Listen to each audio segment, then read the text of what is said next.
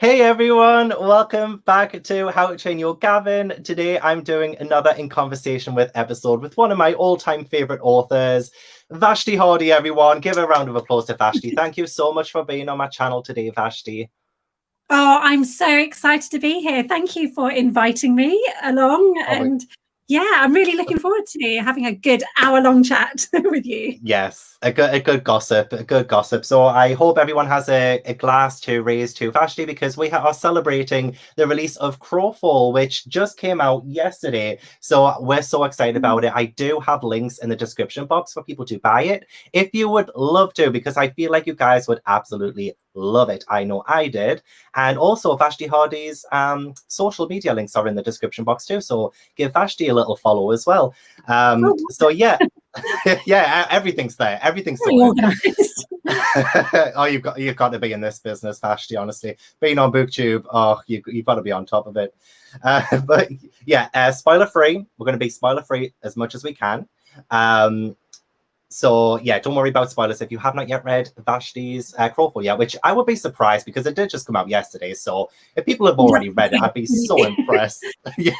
To be fair, I mean, I think I did read it in a day, so actually it could happen.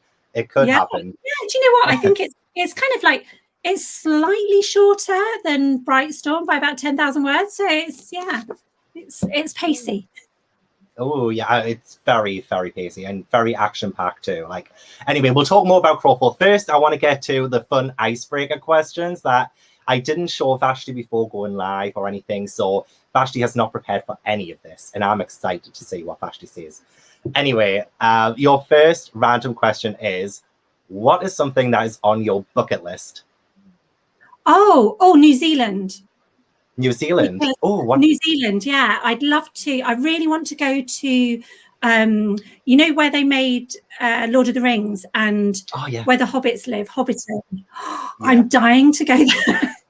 I want to go in a hobbit house. It's my ideal home, I think, would be to live in a hobbit house. So yeah, New Zealand, and just the scenery, and yeah, you know, you'd feel like you'd fallen into a story, wouldn't you? I hope you didn't want a one-word answer. No, oh God, no, absolutely not. Every time, because I feel like some of them that are coming up as well will require a bit more story time. So no, the longer the better. It's all good.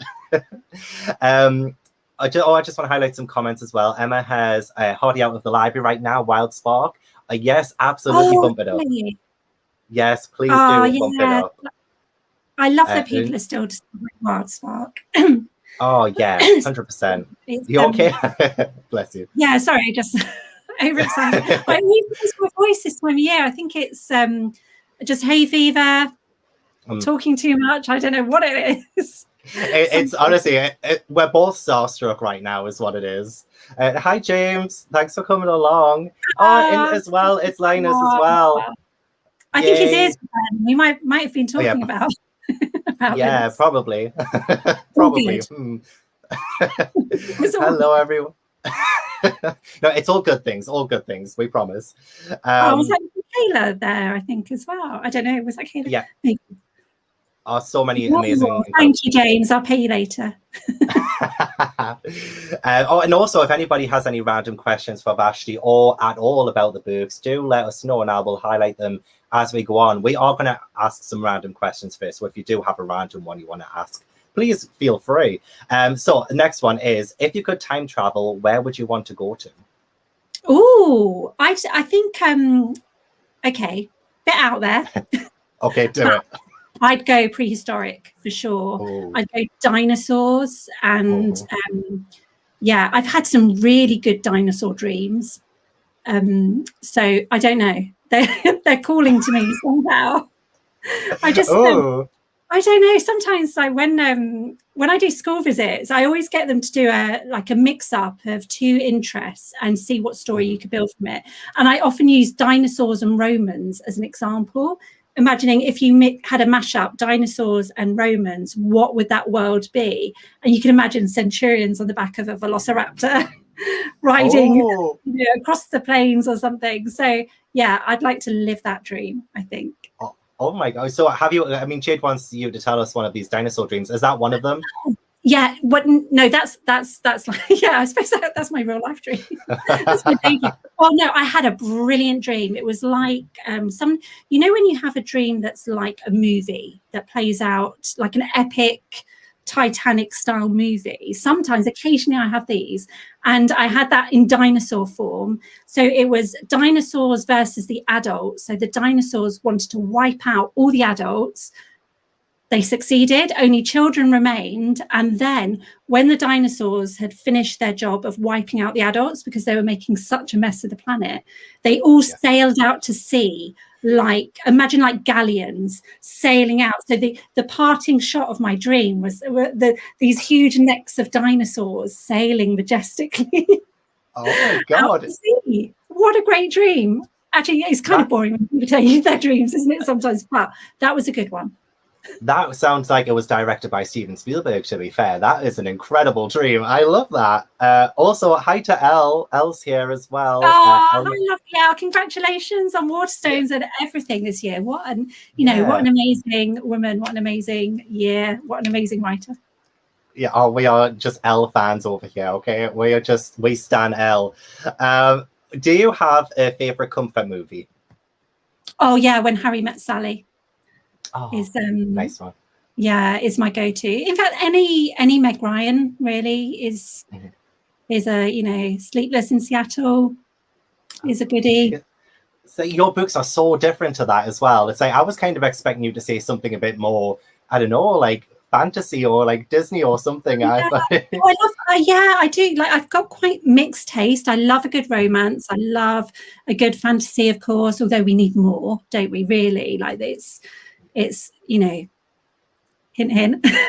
Someone we do. It would be lovely to have more great children's fantasy movies, I think. And actually now with Netflix we're getting more, aren't we, with things like Shadow and Bone. How good was that on Netflix? So we're getting there. And I quite like things like The Dark Crystal. I'm a big fan of. But I think for pure comfort, I do love a good rom-com type of romance. And you love a good horror film as well.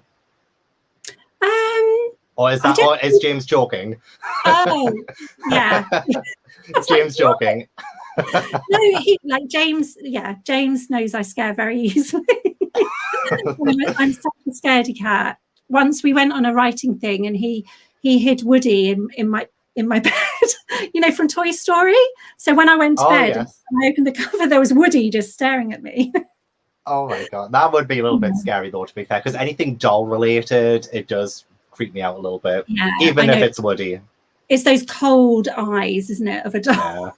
Yes. Even Woody looks scary when he's not animated. So I'm a scared cat. If you were to walk with me in the dark, I'm the sort of person that walks in the middle of the road and I look over my shoulder every few minutes. I'm terrible. I jump really easily and scare really easily.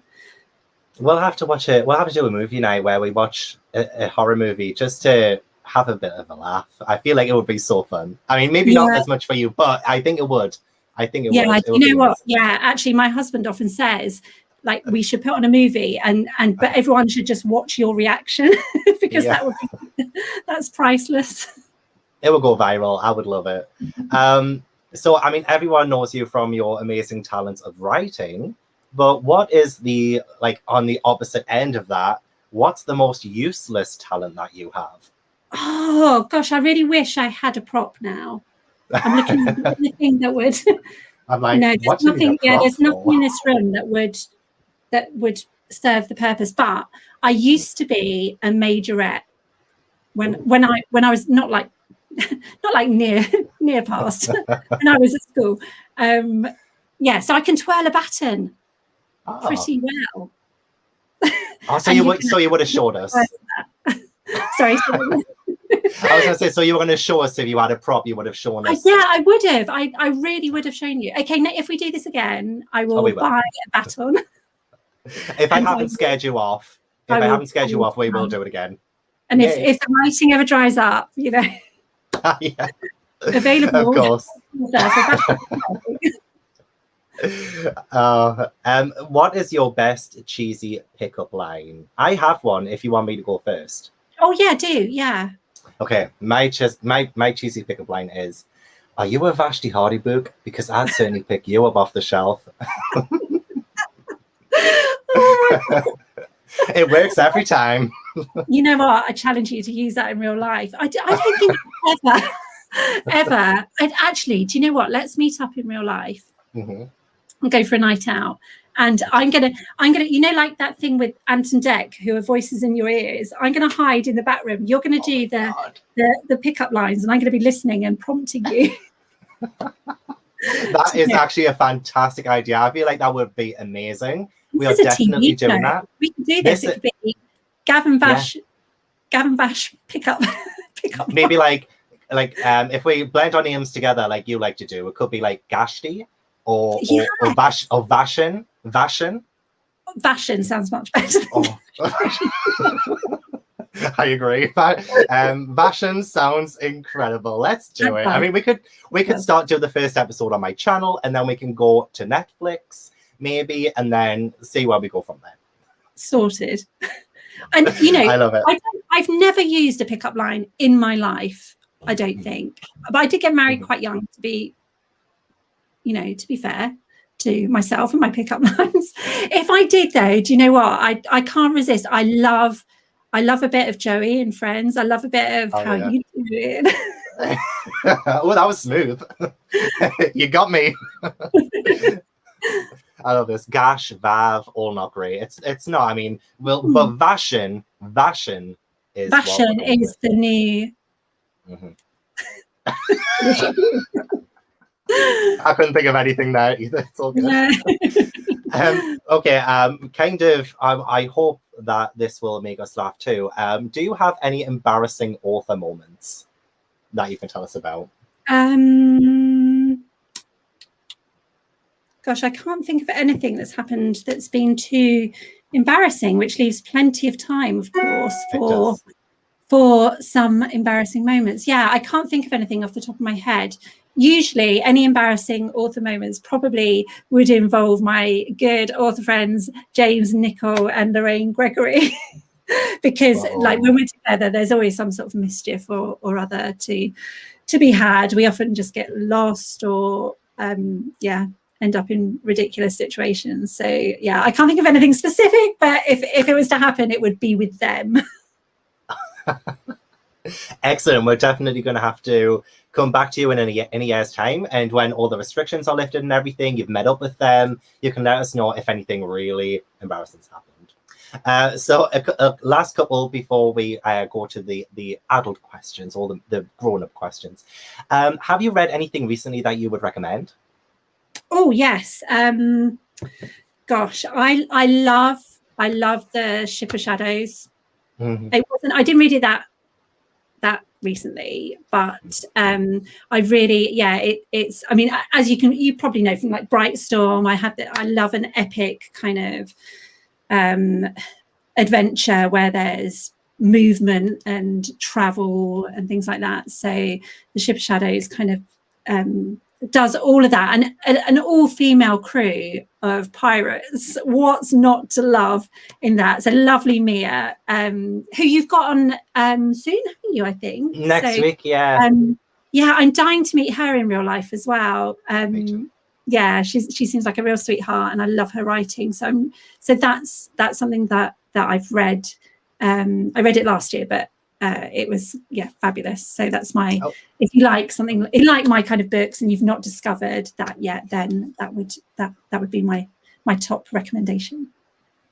You guys are so fantastic at writing adventure stories and just taking things like people from place to place that I don't think anybody ever really gets a chance to explore. And it's great because I do want to actually talk about like how you began this adventurous brain of yours and like why you love, exploring and fantasy so much. So can you tell us the origin story of Vashti Hardy? Like, what did you do before becoming an author, and what led you to this groundbreaking moment of you realizing, you know what, I'm going to become rich, I'm going to become famous, I'm going to be a children's author?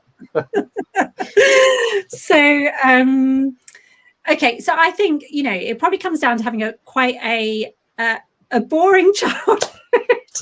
Not boring. It wasn't boring. It was, we didn't have much money growing up. Get the violins out, get the tiny violins. So yeah, we didn't have much money. We didn't go on fancy holidays or anything. My parents were both quite busy, spent a lot of time in my own imagination, making up games with my siblings and cousins and playing in my nan's garden. My nan had an amazing garden that we spent, all the summers in. And yeah, I kind of, for me, opening a book was like going on the best holiday ever and escaping. And I quite like planet Earth. It's not a bad place to live, really, is it? Sometimes, but exactly, it has its places. A lot of it is beautiful. But just imagine if you could get around in a skyship or on the back of a thought wolf, or there was a big sea monster in the sea, in the channel or something. And what if you could bring back ghosts in amazing lifelike robots? For me, all these things are just lovely to explore, and you can think about all the big questions that we all grapple with in the real world. Through fantasy is such a great playground to explore big questions and deep things, and you can have a lot of fun along the way, of course, but at the heart of it, you're exploring real human grapplings and things. So yeah, it's just always been where my heart lies. I've always had a huge imagination. I've always been a daydreamer, and lived a lot of my time in that space. So for me to want to write stories and to be an author, it's kind of always been there. I suppose it takes a long time to get to that point of actually having a book on the shelf and being good at your craft, because like anything, you have to learn your craft and your art. So, but it was always there. I remember you're far too young to remember this, but but when I was young, there was this, I forget what it's called, but there were these little, like the Ladybird books. And there was a young girl had written this set about vegetables that could talk and came to life. It sounds really odd, but when I was younger, she was only about, I think she was about a 12-year-old who had these books published. And I remember feeling quite insanely jealous of the fact that she had these books and she'd written these stories and they were published and other people could read what was going on in her imagination. And so I know it was always there from when I was young that I wanted to be an author, but it just, takes a bit of time. You don't believe sometimes that it's something that someone normal, ordinary old you could do. When you're younger, sometimes you think an author is, has some sort of magic pen where everything goes right first time. And once you realize that it's just about, grit, tenacity, determination, rolling your sleeves up, passion, having a real love for what you do and a love for the craft and of story, then it's, anything's possible. Well, with you saying that sometimes you don't always get it right the very first time round, I believe, didn't you get your agent on a different story? Because Brightstorm is your debut, but didn't you get your agent on a different story? I did. How's that?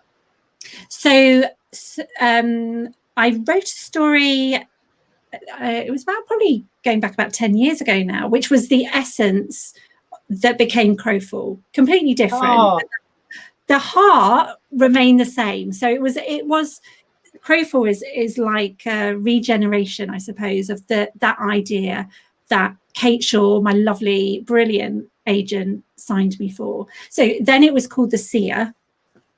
And it had kind of the same concept with this living organism, which is, I'll kind of explain some more about kind of down the line, but there's this living organism that reacts to humans almost in a symbiotic way. So it's a living, breathing plant. I can't think of a better word for it, but it's not a plant, it's an organism, but it can react. It's an intelligent, benign, kind, living creature, an ancient creature, that can shape itself into different shapes. And in The Seer, it had taken the form of a whole city. So that this organism had shaped itself into a whole city and grown into a city to live symbiotically with the people that lived there. So that's kind of, that was that story. It was a little bit older, I would say then. It was more probably edging up into sort of teen, not quite YA, I suppose, but that sort of area. It was quite ambitious. I probably had, you know, a couple of stories going on in just that one book. But it got a lot of interest. But then when we were partway through submitting it, Kate very wisely, because she is a very wise, brilliant agent, she phoned me up one day and said, I don't know about you, she said, but I'm thinking this might not be your first book. This is like, we're getting good feedback and things, but, you know, how do you feel about pausing this and just putting it aside and writing something else, one of your other ideas? How do you feel about developing that? And instantly, because I've never been in it for the one story. You know, if you're a writer, you're in it for all the stories that are the potentials out there. So I thought, yeah, I'm going to take that. That's good advice. I'd always wanted to write something with explorers and sort of a fantasy explorer world. So I went off and worked on what became Brightstorm, and yeah, luckily that was the first. So she was right. And then the seed of the idea that was the seer, when I was thinking of a new world and a new project, I took that core concept of this living organism and this humans kind of versus nature, and the kind of that complex relationship that we have with nature, and that it was just a very good vehicle to explore it in. And then that became Crowfall. So I kind of merged it. I wanted to write something with islands as well. So I thought, what if I take that core concept and kind of work on it, mix it with this island idea? Let's see where it can go. Let's see if, and I think Crowfall is a much truer version of the concept. It's the heart sort of runs through the characters, it runs through the setting, the atmosphere, the world in a much more true way than it did in the seer. So yeah, sometimes, so if you're a writer out there or you're thinking of writing, you know, nothing is ever lost on the journey. Even if it's not published or it doesn't become a thing, there's always something you're going to learn from it or take from it. And it may not be the right time for something, but it doesn't mean it won't be at some point.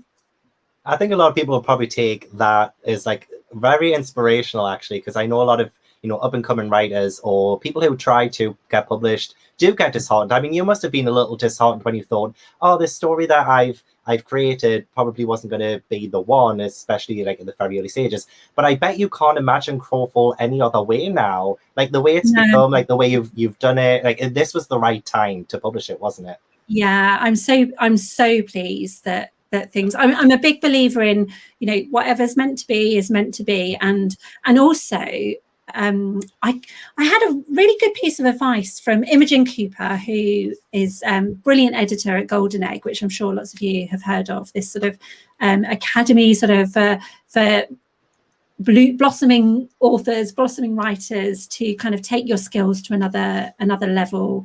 And so I was working with Imogen at Golden Egg, and she said to me, hold your nerve once with when we were submitting and things. And it's such a good piece of advice. It's really simple, but that carries me through any situation. If you just think to yourself, just hold your nerve on it, then you can just steady yourself and tackle anything. And also I've always been like a bit like blinkers on. Don't worry about what other people are achieving or doing. You know, you're on your own journey, and that's, at the end of the day, all you can focus on is writing the best stories you possibly can, the best stories that are in you. And if you do that, then I really believe that your best work will come out, and hopefully you'll get readership at some point. Which you have done, and it is Kayla. Kayla is here. Hi, lovely Kayla. Kayla's such a great support on social media and everything. So hi, lovely Kayla. Thank you for popping along. Yay. Claire actually has a question. What were your favorite books and authors when you were younger? I loved, I really liked John Wyndham, who wrote Chucky. And I think he wrote Day of the Triffids as well, which was made into a TV series when I was younger, and I loved it. Actually, maybe that could be where my love of this kind of sentient plant thing, maybe that's where that comes from. Who knows? Oh, we've had a breakthrough. Yeah, you never know. It's funny how all these influences in your life and all the things, especially when you're growing up, when you're kind of between those ages of 8 to 12, that's such an important time for your imagination, isn't it? And the books you read then really stay with you. So yeah, John Wyndham's Chucky really kind of blew my mind when I was younger. And there is a book called Rebecca's World, which, if people have heard me talk before, I talk a lot about Rebecca's World, but it was the book that made me a reader. And that was written by Terry Nation, who only wrote one children's book, but he wrote for Doctor Who as well, apparently. But yeah, it's just, in a nutshell, it's about a girl who gets magically transported through a telescope to another planet. And then there's one tree left there. And she goes on a mission to bring the trees back to this world, and to get rid of this. Now, the baddie is called Mr. Glister. Ooh. He's a brilliant baddie. He's so good. He wears like sparkly blue diamond suits and things. A little sparkle to his smile, and he's what I call a sugar-coated baddie. So a bit like Eudora Vane is. What you see on the outside isn't what's on the inside. Yeah, I love baddies. I love baddies. So I love Eudora Vane. But she's a baddie, but I love it. Oh, me too. She's such a she's brilliant to write. I absolutely love to hate her. That's it. Yeah. I guess I got a really good viewer question. I could tie this into you being an author and you kind of bringing Brightstorm to life, which did end up becoming your debut. How do you see criticism? I think this probably means like criticism from like an agent or from editors or anything. Something you can use, but in many occasions you find somebody having a different opinion or telling you something you can use later. So as you said as well, with Crowfall having been like almost like a recycled idea of yours, because you had the beginnings of it and then it just didn't work at the time. So how do your writing process as well, like how did you get to Brightstorm amidst all of this change in your writing?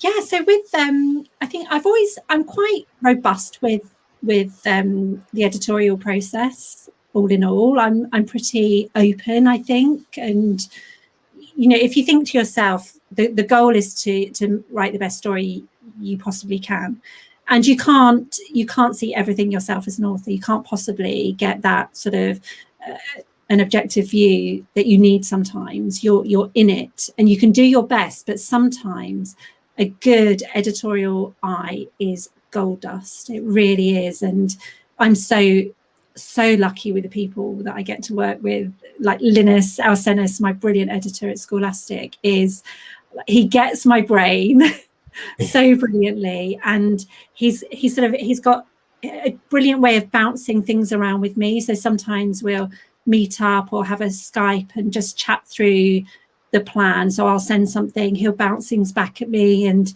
it's a really lovely process. And I'm really grateful for, I'm so grateful for any feedback, criticism, like whatever you want to call it. It's such an important part of what I do. So I love it. I suppose, when it comes to reviews and that sort of criticism, I kind of think, well, everyone's got different taste, and if your book's not for them, then that's kind of fine as well, isn't it? You can't please everyone. Not everyone's going to love your stories. All I can do is like write the best I possibly can, and then when you meet a child who's read the book, or an adult, and you see that lovely sparkle in their eye that they've connected with it, and they've really gone to your world and really lived it. That's priceless. That's magic. It's for the kids, and just seeing them read your stories and have these bright, brilliant ideas themselves, and to feel that imagination, their own imagination, get inspired by yours. And I feel like being a children's author, that must be like the most rewarding part of it, is seeing the response from your children readers. I mean, I know like adults can read it as well, like I do, and I devour it, of course. But yeah, it just must be the most rewarding part of being an author, is seeing kids' reactions. Oh, and this is a good question from Zora. This is Zora. Zora. And how do you stay positive? What inspires you to be so lovely and positive? Is it the reader response, especially with the kids? Like, I can imagine as a children's author, that could be a main factor as why you're like always so upbeat and positive. Yeah, for sure. Because I think one of the reasons is I get to do the thing that I love most in the world as a job, and that's you know, so I feel so lucky to get to do that. I can't believe it. Sometimes I just really have to pinch myself and think, actually, this is probably something I've concocted in my imagination. This is all a big elaborate dream that Vashti's having. I'm going to wake up. Don't wake me up. It's real. It's real. Dreams do come true. I think I've always been quite a positive person. I don't know why, but I suppose because it's just what I'm like. And can I say, I think it's probably because you see the beauty in the world, you see the positive side of things in the world, and I think that comes through when you're writing so much. Like, I think because you put so much attention on what's like beautiful and what like we should cherish as people in this world, and I feel like it does come through in your writing. I think that's just me, like an observation, I guess. Yeah, that's lovely to hear. I think there's a lot of beauty in people, in the world. There's a lot of darkness, there's a lot of troubling things as well, and I think my cup's always been a bit on the half full side. Good, or totally full, usually overflowing at some point. We don't mind a bit of overflow. It's all good. I mean, you're getting drunk. You're getting your drink. Okay, a couple more questions on before we head into Crowfall, which I guess we can't. Will not be against spoilers or anything, so it should be all good. I really wanted to talk about WildSpark for a minute, because again, like that is just one of my favorite books, middle grade books of all time. You have it, yeah. You have a copy of it. Isn't it so good? I mean, I would get it off the shelf, but it would fall. The spine is gorgeous. All of your spines are gorgeous. Oh, yeah, I love it. Well, actually, whilst I'm showing the cover, must give a huge shout out to lovely George Ermos, who's the illustrator for all of my Scholastic books so far.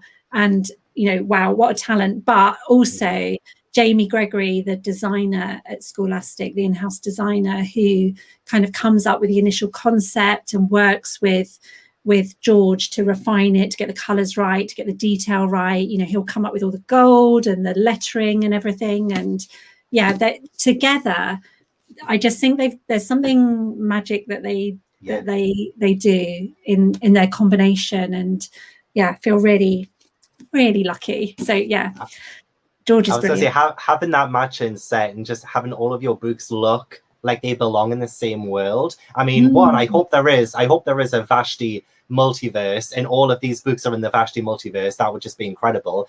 But two, with WildSpark, you won the Blue Peter Award for Best Story. How was that experience? And like, that is just like, it's the most incredible thing. Like, honestly, huge congratulations for that. It happened last year, but congratulations. But yeah, how was that experience? Oh my gosh. When I found out, I'd just finished a school visit and I was waiting at the train station to go home, and I looked in my emails, and there was an email from my publicist, Harriet, and I started reading it, and my brain could not take it in. I had to read it about 10 times. I was thinking, this doesn't say congratulations, you're the winner of the Blue Peter Award, because you find out a little bit before, because obviously you need to go to the studio and organise things. So you have to like keep it quiet. But I was on my own at the station, read this email, couldn't digest it. Eventually I thought, no, I'm right. That does say yes. And I was just like, in tears and on the train. everyone, all the other passengers must have thought, what is the matter with her? But it was, I grew up watching Blue Peter, like so many of us did, wanted to be a Blue Peter presenter, all that sort of thing. And you would be amazing at that. Well, what a job again! What an amazing job is that to do? Yeah. Writing's pretty good. But you would. You would never ever want to give up the writing, and we would never want you to. Like, I want to make sure there's at least 2 new Vashti Hardy books a year. Although you do need a break as well. We'll let you have a break, but yeah, it's just let's always just like bless the world with more Vashti Hardy books. I've got lots more stories in me to come out, lots more to explore and things. So it's quite nice. Yes. I'm never really short of ideas, which is quite nice. Sometimes it's hard to get them to work, but Well, considering your ideas, you have so many all over as well, because you also write for Barrington Stoke. And Emma actually asked a really good question. Before I go into Crowfall, this is the last pre-Crowfall question. I promise we'll get a Crowfall. When you write for Barrington Stoke, is there anything in particular you have to bear in mind for writing for dyslexic readers, or is it simply a matter of keeping it short? Yeah. So so here's my first with Barrington Stoke. Snap. And as you can see, it's kind of like we can play book snap. It's kind of it's much shorter than something like Crowfall. So this would be about 10,000 words, and this is about can't remember, about 60 something, 66-ish. So for me, when Barrington Stoke approached Kate, my agent, and said I was so lucky because they approached me quite early. And they'd read WildSpark and loved it, and read Brightstorm and loved it. And they sort of said, we'd love something in the vein of what you do, but for our readership, have you got any ideas? So I was like, yes, I have. Here we go. So which one is the question? Which idea? Yeah, let's try and think what we could do. So, and I'd always wanted to write a story where you could teleport into a map. So I thought, okay, this could be the one for them. So for me, then the challenge was to create a world, a whole new world, and an adventure, and a story and characters, and introduce the readers to that in 10,000 words.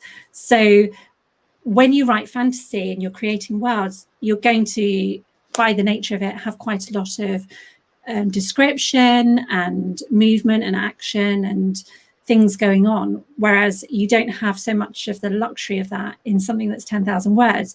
So for me, the challenge is breaking that down. What absolutely needs to be in the story?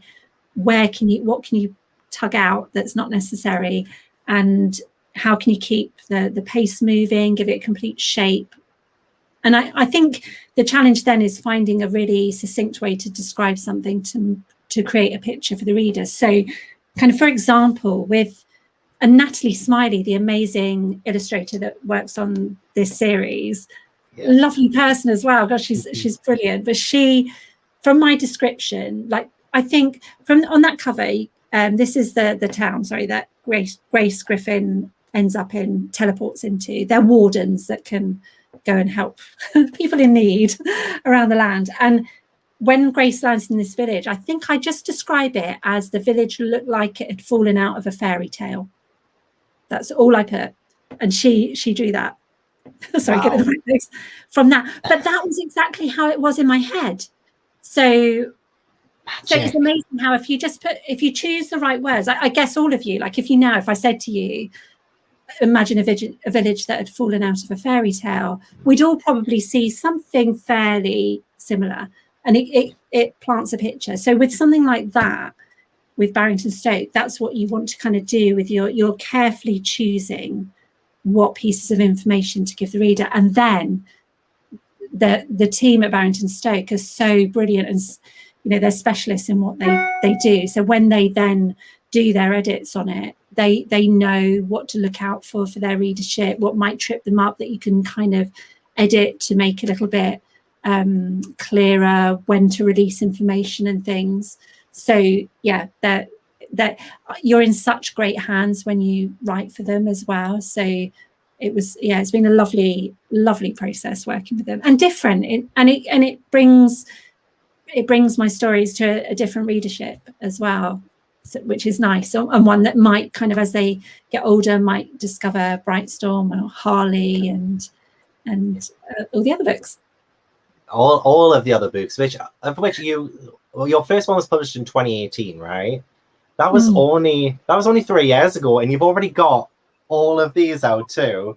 And that's just like incredible. Like your skills as a writer, even to also include a book from Barrington Stoke, which I guess would have been so out of your comfort zone, having to use such like a little word count to create this bigger picture. It's a great testament to you as a writer. I just want to pull up a couple of comments as well. New to middle grade books, but we'll pick up your books, Vashti, for sure. They sound amazing. Thank you, Claire. They are. Danny adored the Brightstorm books so much, and we'll be reading WildSpark next. You will love let it. me know what you think, Danny. Yay. And then Kayla got Brightstorm in a video recommendation for me. I honestly, like, it's always such a joy to be able to recommend your books, because I know it's pure entertainment. It has so much in them. And for you, out of all of them, including Crowfall, which would you say was the most fun to write, and which one was the most challenging to write? Would you say maybe the Barrington Stoke one you wrote was probably the more challenging because you had to use such little words? No, but having said that, it was because it was so short. It was kind of like easier in some ways, because writing 10,000 words just felt like a falls out of you in the park compared to the kind of the Everestine challenge of writing something like WildSpark or Brightstorm or Crowfall. It's a much more meaty thing to get into. But I do a lot of planning, I guess, to kind of help me with all of them. But I think Crowfall was quite challenging to write, actually, because it's had the longest journey, because it did start off because it started like good 10 years ago, that with this concept of it. I love it. It's the best feeling cover ever. Yes, it feels great. It looks great. Honestly, I'm just going to sit, like, don't be distracted by me. I'm just going to sit. It's the shame. But it's had the longest, I suppose, editorial journey. But also when I wrote it, it started off, the first draft started with Orin waking up in the boat, and he couldn't remember how he'd got there or what had happened, because that's just how the story came to me. It was this boy in a boat, and then it unfolded. So you can imagine the sort of backstory telling I was having to do to get to that place. And it wasn't until quite late in the process, actually, about I think it was around September, actually. So it was very late in the process that suddenly kind of we looked at it, between me and my editor and agent. We kind of looked at it and sort of thought, there's something's not quite working here. And then we decided it was the fact that all this backstory was just too confusing, in the way it was being told. So it's like, right, let's start it at a different place. Let's start it. And then literally I thought, right, what's the best place to begin this story? And then Orin Crowfall, it literally starts on a cliffhanger. Why not? If you need a cliffhanger, let's put the main character on a cliff. On the cliff. Yeah. Hanging from a cliff, and let's go from there. So then I just had this sort of Orin Crowfall who loves nature, he loves plants, and he's trying to save a little juniper tree that's snapped, and that's everything to him. Trying to save things is everything. So he's hanging off a cliff, trying to dig out the roots, and a storm's coming in fiercely and quite scarily. It's coming in really fast, and that's how the story opens. So it had editorially quite a big change, but that's fine. I don't mind that. It's like whatever works for the story. So that was probably one of the hardest to write. I think WildSpark as well was quite, there's a lot, ghosts, robots, a kind of a place where they create them, and I was thinking of all the science behind it and how I would get that to work, because all the science that I use in my books, I try and base the essence in real science somehow, even if it's a bit tenuously, and I'm taking a lot of artistic license with it.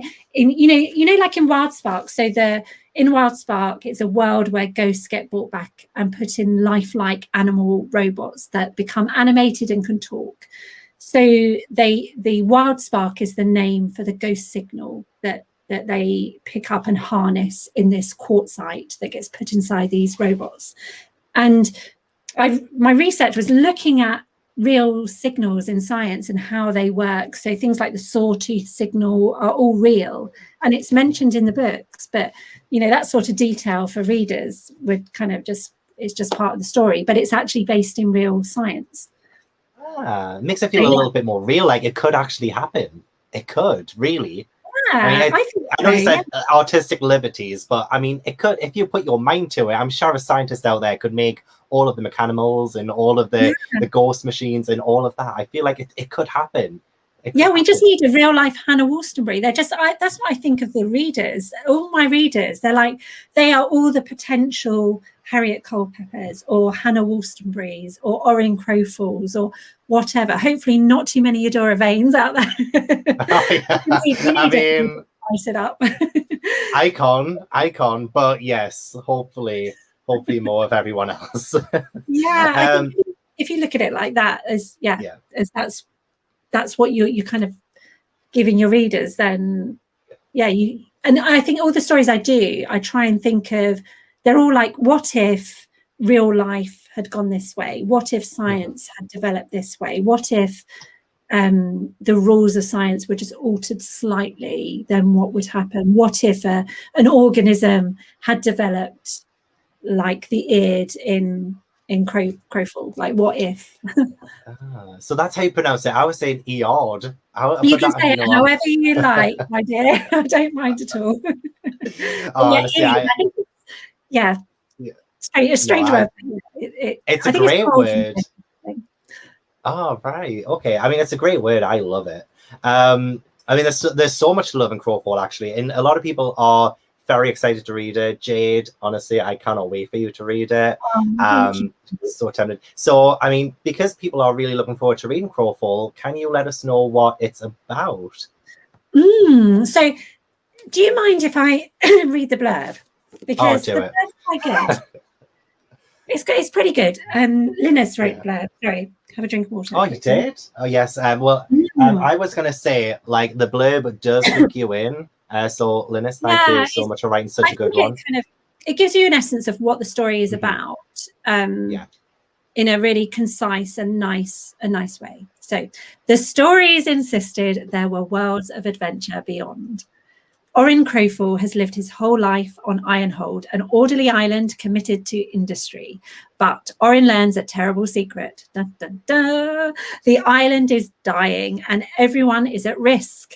Can he and his robot friend Cody evade the authorities and save their home? A rip-roaring, island-hopping adventure, an unforgettable ecological fable. Oh my God, I could listen to you read things all day. Like, could you maybe read chapter 1, 2, 3, 4? Can you just read the entire book to us right now? And it is fantastic, and the way that this story. Well, you know what? There's quite a big twist rather early on, and I think that's what makes it hard for me as well to try and describe the book. When I'm talking about it in a video, I'm like, this is hard to describe because something happened so early on that I don't want to spoil for people, because I feel like it's such a great moment for readers to read themselves. So I'm like, I try to skirt around it and give such a vague synopsis when I talk about it. So reading from the back is honestly definitely the way forward for this book.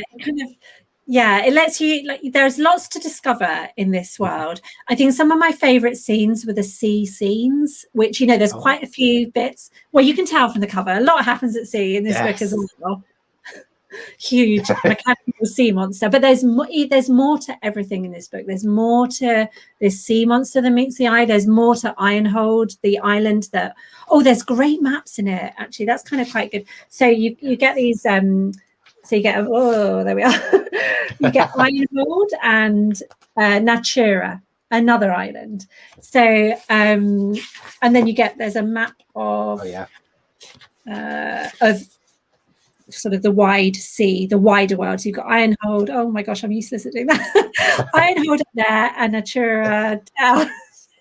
You get more and more. Natura's just over here.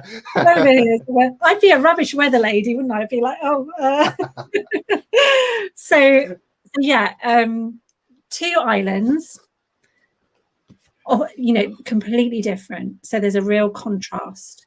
It's a world of contrast. It's a world of questions, questions that reflect things that are going on in our world quite deeply. It's a lot about our relationship with technology, our relationship with the natural world, and our relationship with each other and friendship. You've got you can see on the cover, you've got Orin, this boy, and a little robot. Oh, I love Cody so much. Cody. Lovely Cody. Yeah. I mean, speaking of Cody and even Orin as well, because the characters you have in this book, like the way they are told, like they're so relatable. Even Cody, who was just a bit sassy and just altogether just so funny and incredible. So how does Orin stack up to how does he stack up to your previous protagonists? And like, what can people like look forward to reading about Orin's adventures in Crowfall? I think he stacks up really well, actually. He's an easy boy to love, I think, because he loves nature and he's caring, and he like a lot of us, he suffers from that kind of feeling of a little bit of, what difference can I make in the world? I'm just a boy, I'm just one person, I'm just little old me. And yet he finds himself in this position of huge responsibility. And it's one, that case of, well, if I don't do something, who's going to?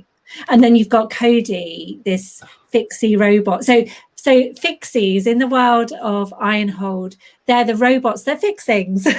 Think pixie robot, fixing, fixie. That's kind of, it's perfect, where it comes from. But normal fixies, just, they're not artificially intelligent, really. They don't, they're just, get on with their jobs. They're affirmative, negative, don't really, have dialogue with humans. But Orin discovers this broken fixie that's going to be recycled, and because he loves to save things, he doesn't like to see things being written off, so he persuades the person at the recycling to let him have this fixie, and he finds a way, without saying anything, a way of powering Cody. And when she comes to life again, she has a personality, and she has a personality that's like a little bit, like you say, a little bit sassy. She's like a little bit like the voice on Orin's shoulder, the voice of conscience as well sometimes. A little bit sarcastic, which I like. And their friendship is lovely. And then there's another friendship kind of in the book later as well, which is quite nice as well. So there's a nice little trio of oh my gosh, you just reminded me of the latter half of the book as well. And I can't say it on the live, but Vashti, you know exactly what I mean when I say, like, there was a moment near the end, like in sort of like in Act 3, and I was sobbing. That's all I'm saying. But it's incredible.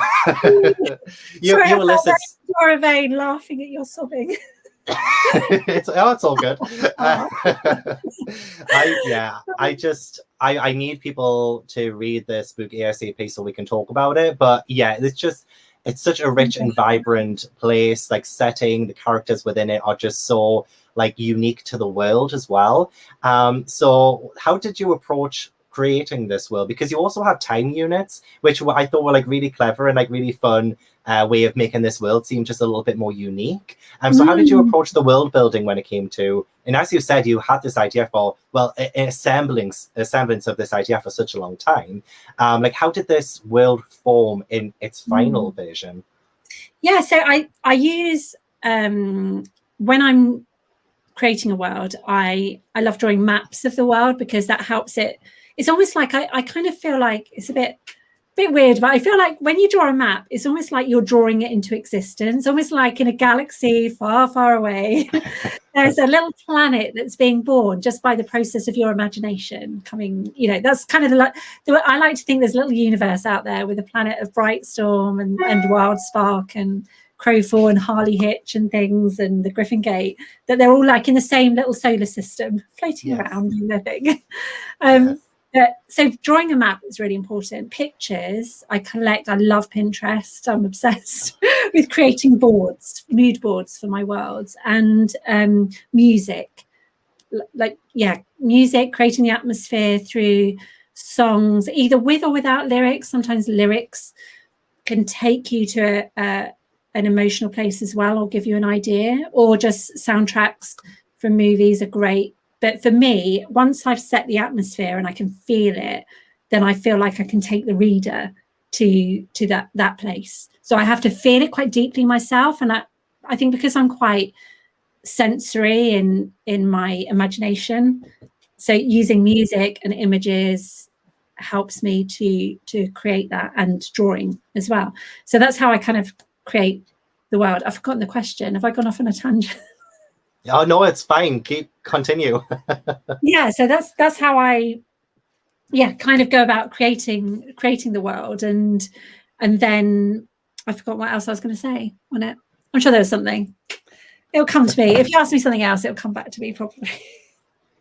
It's all good. Honestly, I feel like it's because I've kind of enforced like so many like questions, and you know, like there's just so much I love about Crowfall, and I kind of just want to pick your brain about everything. But time units, was that something that units. Sorry, yes. That was it. Yes, thank you. That was it. Time units. So at the beginning of the book, if you get Crowfall, you'll see there's a little chart that there it is, that's got the conversion from Ironhold time units to the equivalents. So you've got their days the same, 24 hours, but then they have a deciday or a decaday, whatever you want to call it, it's fine, which is 2 hours and 24 minutes. And then you have a centiday, which is 14 minutes and 24 seconds in our time. And you have a milliday, which is one 1/1000th of a day, which is 1 minute and 26 seconds.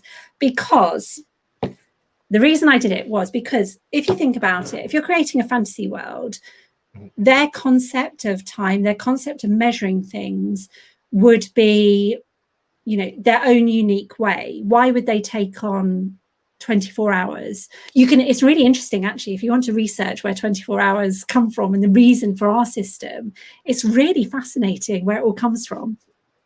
So I was thinking a more logical way to do things would be to divide things into 10 digits, kind of like tens seems more, I think, you know, a different society might develop like that. So I was thinking, what if you divided the day into tens?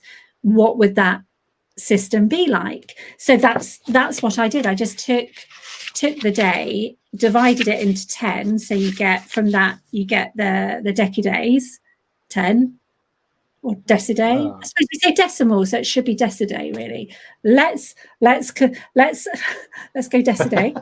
Okay. So you get that 2 hours and 24 minutes is 24 hours divided by 10. And then the centiday, you divide it by 100. So you get 40 minutes and 24 seconds. So that's their measurement of time.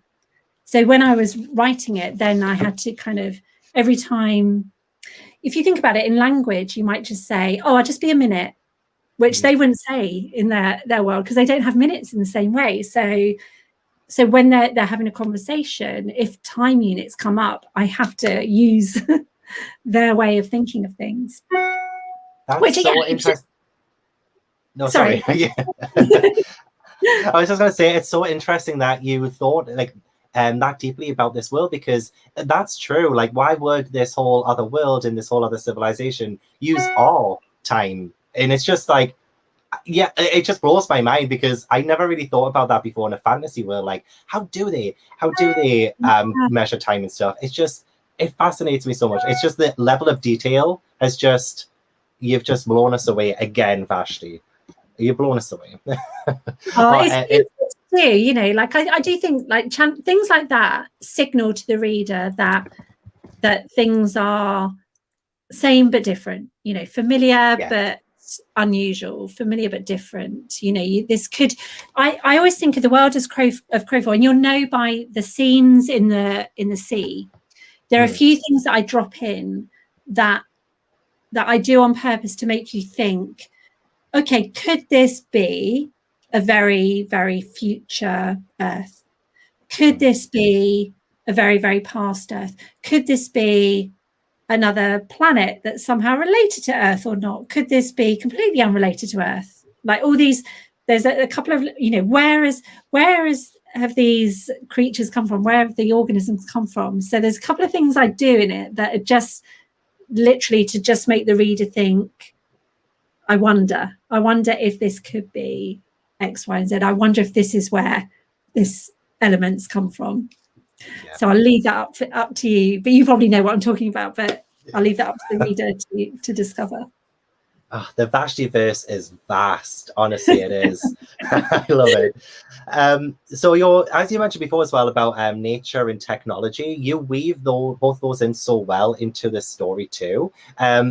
What is it about both of them working, I guess, sort of harmoniously? Is it important for you to write about in your books? Because I feel like as well, say in, I guess, WildSpark, we have a lot of technology and how we use it in our relationship with technology, maybe how we sort of abuse our usage of it, or the treatment of animals. And, you know, there's like a lot of like real issues and real life themes in your books that I feel like you tackle so well. So like, why is that important? Like, and especially in Crowfall as well, like how you managed to express that in Crowfall?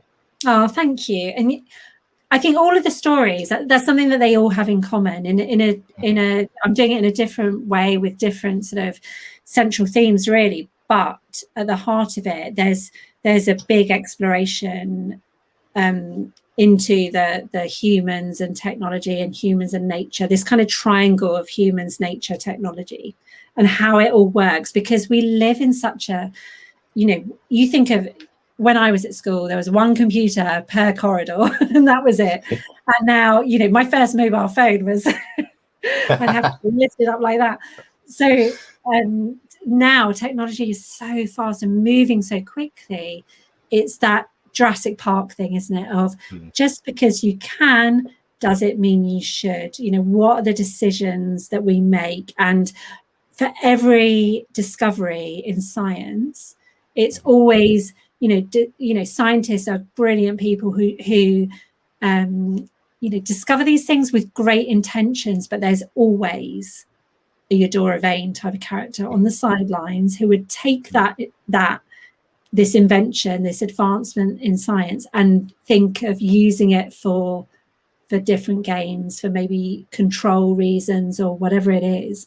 So that balance between using science and technology for good, and the kind of the corruptive side, the dangerous side, how then that impacts on nature, our discoveries, and how humans put themselves very often at the top of this pyramid on Earth of being sort of all important, and then everything should fall behind us, and we forget that we share this planet with other creatures and things.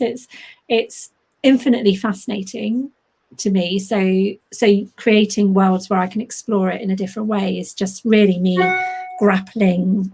Sorry about my emails pinging. I've never had so much emails in an evening. I'm so sorry. You're so popular. I'm so jealous. Sorry. I always get excited when I get an email, so it's all good. Yeah, so it's just me grappling with these big issues, and it's the sort of thing that I would think about as a child. I would think about, so where where did planet Earth come from? What was the Big Bang? What was before the Big Bang? What's coming later? Like what's out there? What other planets are out there? If we've developed, then surely there's another. And how would that have developed? And I, I just take those questions and go, let's make a story. I love that you think that way, because I have this habit of going in a YouTube rabbit hole, and I watch videos like on the Big Bang, or like how our Earth developed, or the first human civilization, or what came before humans. In my mind, I get lost, and I feel like I'm having an existential crisis right now. Like I am so small and insignificant in this tiny like part of this world that is so huge, and I'm like, what? Like this world is incredible, and like it makes me appreciate it so much more the more I know about it. And I feel like the way that you tell, I mean, you don't bombard anybody with all of this stuff about how huge the universe is or anything, but I feel like you take the main themes and the main elements of how we treat the Earth, and what we do with technology, and how far we go, whether our reasons are purely selfish or not, things like that. I feel are just so well developed in such a way that children and even adults like me can take to. So yeah. Oh, and I know I'm totally taking up so much of your time. Last few questions, I promise. No, it's lovely. It's so lovely chatting. I honestly could chat. People out there listening. Oh, there are. Don't worry, there are. But yeah. So last few then. The darker elements of the story. And especially, I guess, with maybe like Dark Whispers, if like I'm going like that far back, there are some like maybe little scary moments that you sprinkle in. How do you approach writing scarier moments in your stories, especially if you're thinking, okay, my audience is mainly like maybe 8 to 12 or something like that. Like, what are there any boundaries you wouldn't go to when you're writing darker elements? I always think like I kind of have a little rule. I might break it at some point, so I suppose I don't know, but I tend to kind of think it's okay to kill off people but not animals. Not beloved animals. I'm not going to do a Patrick Ness. But I kind of have a personal rule. Like animals are quite safe. I mean, if you've read Brightstorm, you'll know there's kind of something I do with one of the animals, and then it's a bit of a spoiler, but anyway, yeah, it's all good. Yeah, the animal's not dead, but you think it is, but then it's not. So yeah, that was kind of, that always had to be that way for me. It's like I'm not gonna kill this animal. Yeah, I can't do that. But I remember like when with that particular one, so that one of the thought wolves that you think has died, my one of my good old friends, lovely Andy Shepherd, who wrote The Boy Who Grew Dragon. Lovely Andy, she was reading it to her son, and she DM'd me and said, "Oh my God, my son is distraught. He is distraught because he thinks this." Oh my gosh. This wolf is dead, and I was like, oh my gosh, I'm so sorry. Like, just tell him to trust me. Tell him, please read on. I love it because you don't want to spoil it for him, but also like, it's nothing bad. Like you're trying to reassure them, nothing bad is happening. Don't worry. Yes, it'll be okay. But also, I think that it's really important for children to know that bad things happen and there's always hope. Because this world is, there is darkness in the world, in people, and, children will come across hard times. They will experience death. They will experience hardship and things not going well. But it's really important for me to show that even though things go wrong, you're not alone in things going wrong in your life. And people, they're being injustice and they're being things that are really challenging, but there's always hope. There's always light. There's always a different family to find. Maybe if your own family, if your blood family isn't there for you in for whatever reason, there's always family to be found in other places, whether that's in the crew of a skyship, whether that's in a boat with a robot, or in WildSpark, poor Prue loses her brother, but she finds a different version of family. And yeah, bad things happen, but there's always some sense of justice, even if it doesn't always go the character's way. Yes, and always help, you know, turn into a friend or having friends there with you in a game. Yeah, as you said, like family, whether it's blood or found. Yeah, I love that about your books. Also, I love Jade. Yeah, stick to that rule, please. Yeah, Tracy, buy the books. Reminding how much I love Dark Whispers. What an atmosphere! Absolutely, definitely had that more spookier. I love stories like that. I really do. I think the Dark Whispers were great to write because they're the Dark Whispers kind of, so they these creatures that feed off electricity kind of thing, so they feed off memories as well. So they're really dangerous, really dark creatures. Well, they're called the Dark Whispers, so they are dark. But also, if you read it, you'll see, like in the kind of towards the end, they do something a bit unexpected. So there is nuance in the darkness always. So yeah, I like playing with the nuance and thinking about, okay, what can you do with these dark situations? Are they always what they seem, or is the darkness coated in pink like Eudora, or Commander Forge, in Crowfall? She's another kind of, she's a position of power. This incredible mind, influence, who the people trust, but she's got her own agenda. She's got her own philosophy on human evolution. And it's interesting to see different perspectives on different things, isn't it? Even if you sometimes you don't agree with someone's perspective, sometimes there might be something that you can learn from it, or I guess grow from as well. And yeah, I mean, George, I agree, Vashti is wise. Vashti is wise.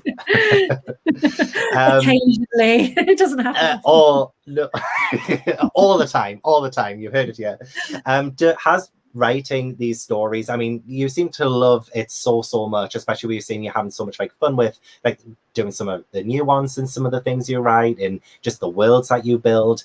Does it get easier for you now that you've got quite a few books on your belt? Is writing an easier thing for you to do now, or has it gotten a little bit harder? Are the pressures of people being your super fans, is that pressure as well? Or how do you feel about writing now?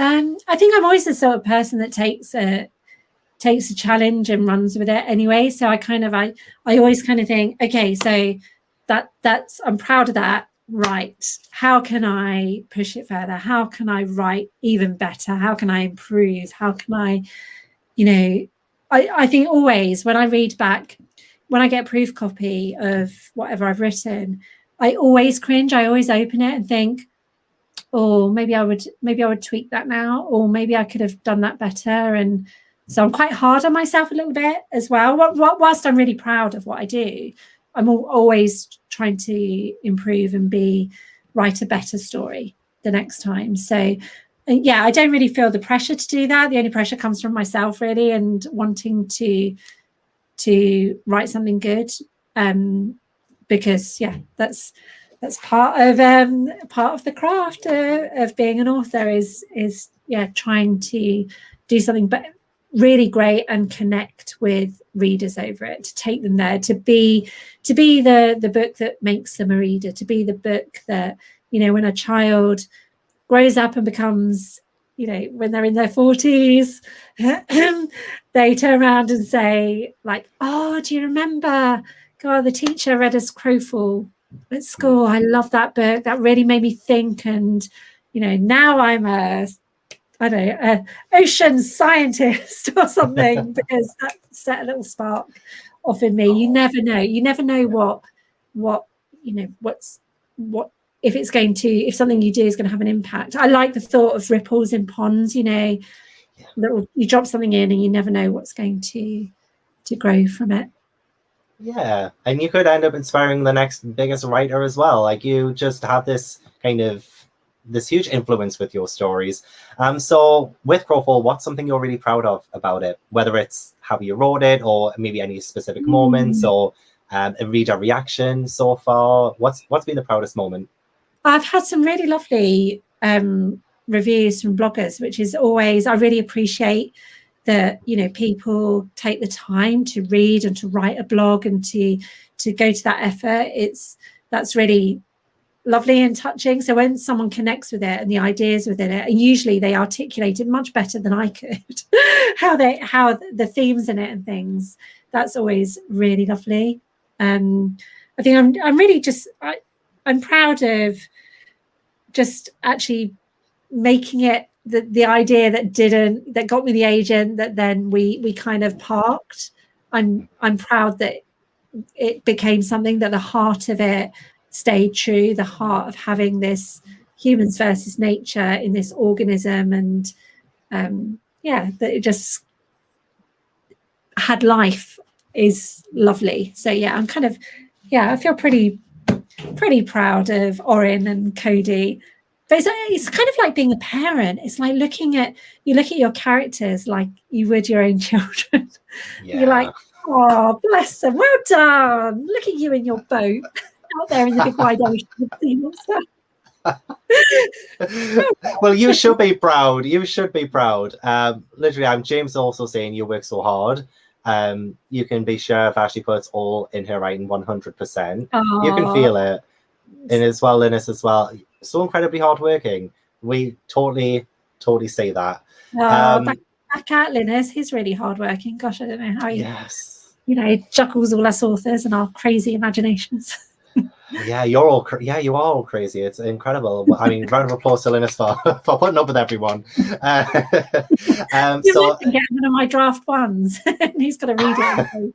What have we got here, Vashti? Living? What you got? This living organism? Okay, let's go with it.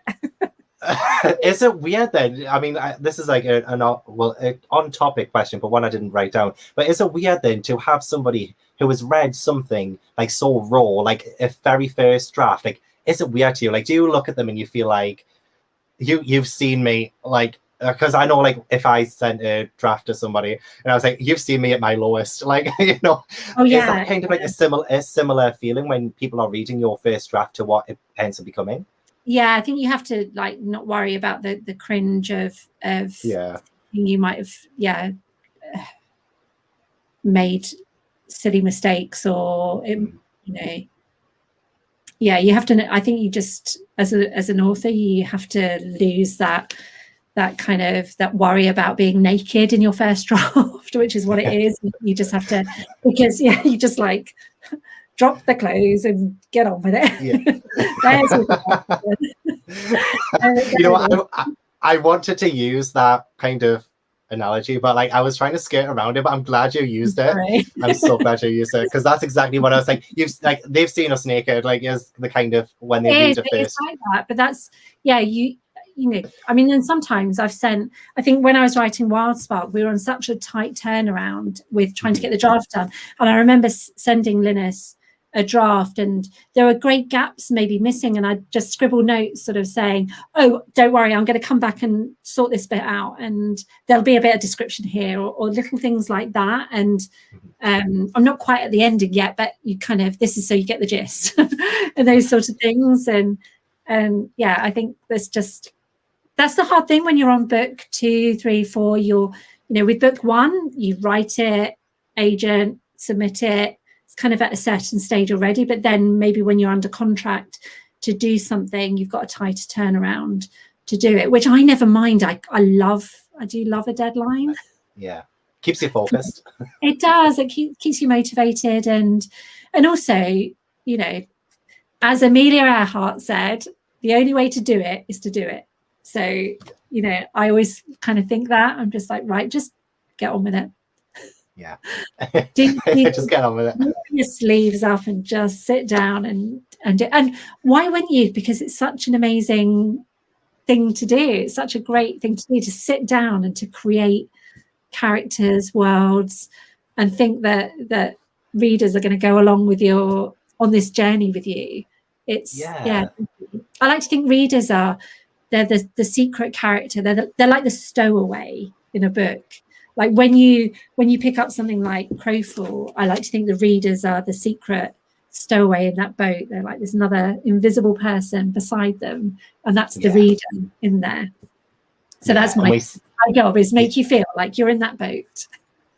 Job well done. And I'm so glad your kind of mantra from Amelia Earhart is to just do it. Because honestly, if you didn't just do it, then Crowfall, WildSpark, Brightstorm, they wouldn't have been born. You know, like I'm so glad that you persevered. I mean, it might have been a weird way of saying that, but yeah, you persevered, you did it, you got them out there, and we have them in all of their glory now. And it's so great. So saying that, what is on the horizon for VASHTI HARDY now? Oh, so September, there is the second in the Griffin Gate. It's called the Puffin Portal, which carries on Grace Griffin's adventure. Oh, she makes a new friend in it. So yeah, it's a lot about friendship, and it's quite sweet, and lots of adventure and mystery and some robots. It's the year of the robot for me this year. Harley Hitch, lovely Harley, is back in January. So I love writing this series so much. It's so fun to do, and brilliant George Amos and his lovely illustrations. I'll show you one, hopefully, if I can see it. I love the stars in it. I don't know if I can find it.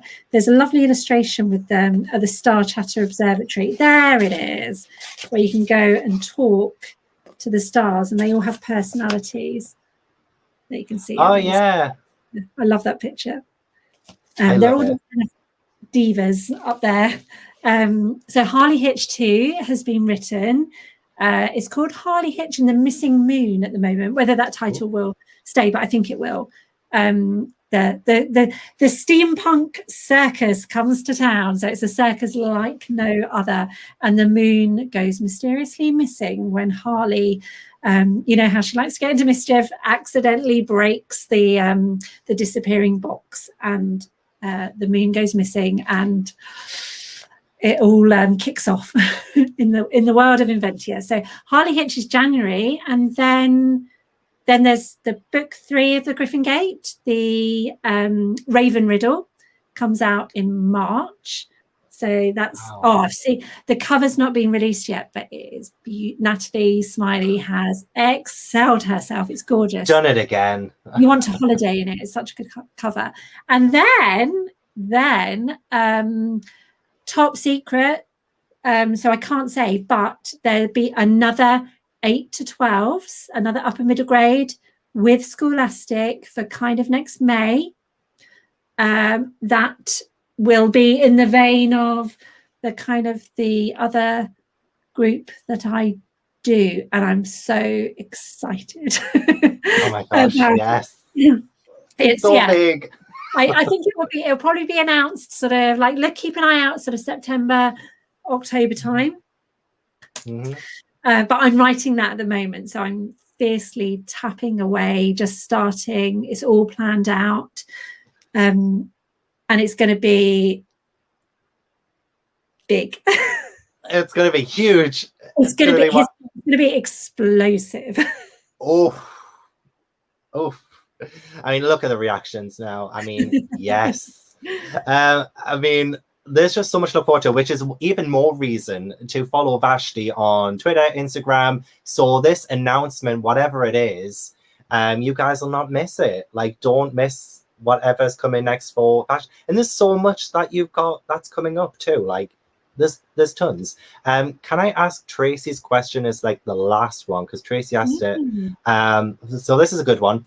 If one of your books were to be adapted, which one would you like? And would you like a series or a film? Oh, great question. I'm a big fan of like the kind of the Netflix format of doing a series, because I think it gives a bit more space. Yeah. So I think Brightstorm would suit that kind of format of like, you know, you could have a book a series, couldn't you? That would be quite good. You could have one Brightstorm, one Dark Whispers. That'd be fab. Yeah, I think like something like Harley would make a really cool, like I can imagine it like a Coraline kind of animation. Yes. That would be with cool. Leica Studios. Like, I can imagine that as well. Like Caroline Kubo and the two strings. Yeah, that would be really cool. So that would be good. I think Crowfall would make a really epic kind of movie. Oh, WildSpark would be great in the right hands. Can you imagine, like, if they animated the ghost machines, the ghost robots, the creatures in the way, you know, like they did in His Dark Materials in that series? Oh yeah. They look really good, didn't they? I think that sort of thing would. So my answer is all of them. All of them. I mean, yeah, of course, all of them. All of them we would love to see adapted. Yeah, I think like the Netflix, this era of how we view things has changed a lot with, you know, Apple TV and yeah, Netflix and Now TV and everything like that. So I think it's opened up the world for stories, especially children's stories that could become series or films. Yeah, lots to look out for. I must say, look out for, if you're a fan of my lovely friend James Nichol, who wrote the Apprentice Witch series. One, look out for news on what he's doing next, because I've had a sneaky insight and it's fabulous. And two, one of the Apprentice Witch series is being adapted for TV at the moment. So watch this space on that, because I can't wait to see how that's going to be translated on screen. Really exciting. Oh, congratulations, James. That's incredible. Hopefully that will open up more, like, children's authors getting more adaptations as well, because that's just incredible news. Really amazing. I don't think I did check that this was announced, so that the other day could you imagine? I'm not saying anything that I shouldn't. Yeah, could you imagine? I'd be like, oop, we'll have to edit this out. It's all good. Okay, like, this is the last question before we go. Sorry. Would you ever return to the world of Crowfall? Possibly. Yeah, I think that's the luxury of creating a fantasy world, is you could tell so many stories within a world that you've created by the nature of world creation. It's just choosing which story to tell in which era at which point in time in that world. So you could, like in Crowfall with the grandma and the stories, you know, there's another direction you could go in, or the other islands that exist on that planet. Or actually, I was having a discussion with Linus, and we were talking about this other thing that we're working on, and we were in conversation. We made that connection between the Id and something we were talking about in this story, and both of us were like, oh, maybe they're connected, and, you know, maybe one day there'll be a big Avengers ensemble. Oh my God, yes, that's what I want. I want that so badly. Yes. Brightstorm, Crowfall, Griffin Gate, Harley Hitch in a complete. Can you imagine all the baddies versus all the? Yes, I can, and it would be glorious. Please write it. Please write it right now. It just sounds incredible. I bet your Linus as well was at home like, what you're about to say? Is she going to say something that she's not supposed to say? But no, it should be good. It should be fine. Yes, Hardyverse. He says Hardyverse. Also, another great idea. Cat that I'm stroking and doing an evil laugh. Ha ha ha! The Hardy one. The real villain all along is Vashti Hardy. Oh my gosh, that looks so nice. I don't. I had an idea as well. For you and Elle McNichol to do together, and it's a kind of WildSpark, and it can be a mashup of a kind of spark and WildSpark. Like, oh, how funny is that, actually? Because both our books, like, so Elle, Blue Peter Award winner this year, Kind of Spark, me last year, WildSpark. Has anyone got a book sparking for next year? Could be fate. That's what I'm calling my work in progress. Yeah. Just spark. Spark on its own, that'll do. That'll get me the award, yes. Yes. We'll run it by Elle, because I feel like that could be an incredible mashup. Yeah, having Addie in Medlock would just be incredible. Brilliant. The Hardians. This is what your fans are called now, the Hardians. Oh, I like it. That's fab, isn't it? Yeah, that's brilliant. I love it. Oh, the Yay. power.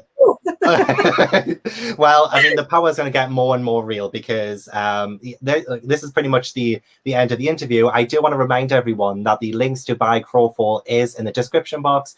And if you have read it and loved it, then please do leave a review on Waterstones and Amazon and Goodreads and all of the good places that you can review the book. And yeah, don't forget to follow Vashti for all the good announcements that are coming up, because there is a lot. There is a lot to come. And yeah, thank you so much, everyone, for coming in. Vashti, do you want to say anything to anyone as well? Yeah, you know what? Thank you so much for joining us, sticking with us for, we talked for an hour and a half. I know, sorry. No, I don't mind at all. But yeah, thank you for just, reading the books, for being part of this lovely community of writers, bloggers, story lovers. And, as we all know, children's books aren't just for children. They're for a good story is a good story, and the best stories are often found in middle grade, because that's where your imagination can just go completely wild. So yeah, just thank you for joining us and for reading, reviewing and everything. And thank you, Gav, for just being such a charming, gorgeous sunbeam of a human and a lovely host, and all your lovely questions. Oh, well, thank you so much. Honestly, you've made my night. And again, thank you so much to everyone who tuned in as well. I will be back next week with Maria Kushnia for Secrets of the Stars, the sequel to Ship of Shadows. So hopefully I will see you guys then as well. Bye, everyone. Bye.